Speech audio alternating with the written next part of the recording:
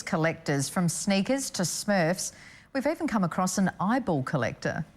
Hi, I'm Carol Coventry and I collect glass eyes. Amongst us collectors, we've got a bit of a saying, he who dies with the most toys wins. This is a caveman Smurf. You get the bug. Once you start, you can't stop. The evil Gargamel. Once it gets into your blood, you just sort of can't get rid of it. This is a Thomas Edison Smurf. If you start one thing, you go on.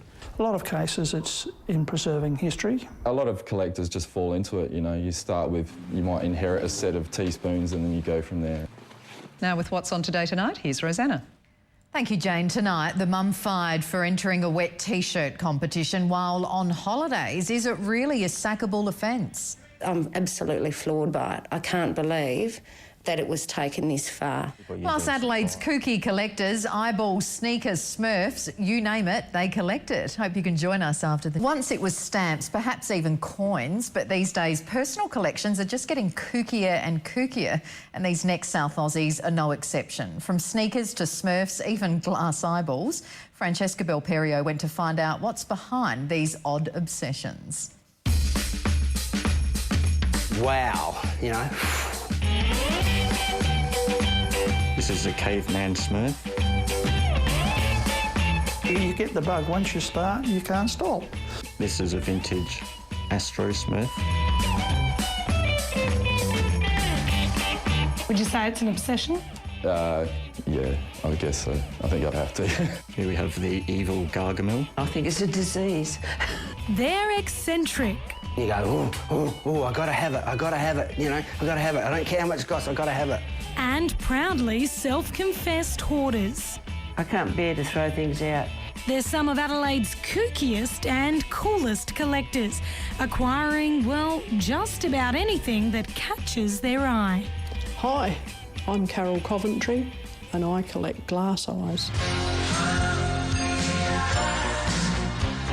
It's serious business for husband and wife Carol and Ray Coventry, who've spent the last 15 years collecting unusual objects. One lady that sent me quite a lot of her eyes, she lost her eye in an accident riding her rocking horse. She's had a lifetime of having to have new eyes made, and when she had a whole heap that she didn't want, she sent them to me.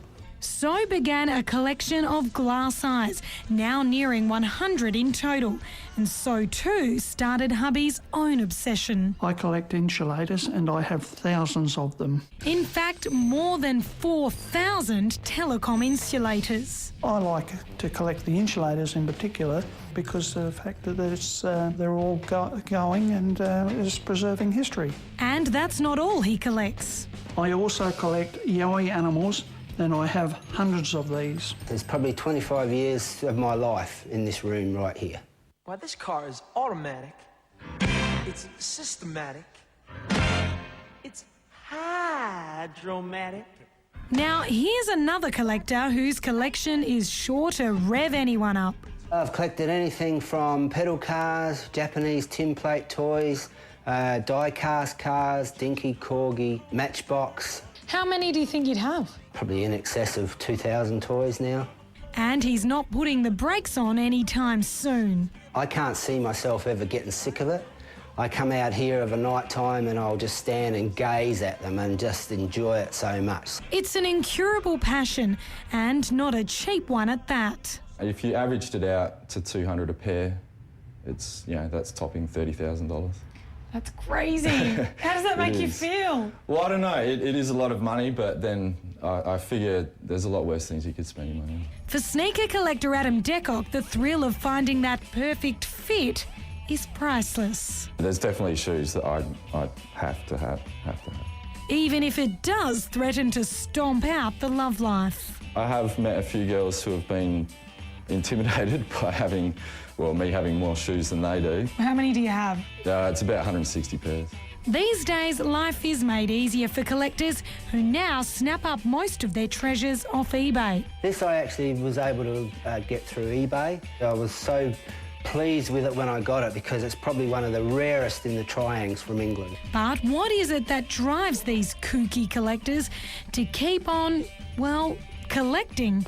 psychologist Rita Princey. Usually it's just people with a very strong passion. It may be for something that they've enjoyed during their childhood and so they want to continue that. Well, I've always collected Smurfs since I was a young toddler. And my mum would buy them for me at markets and op shops.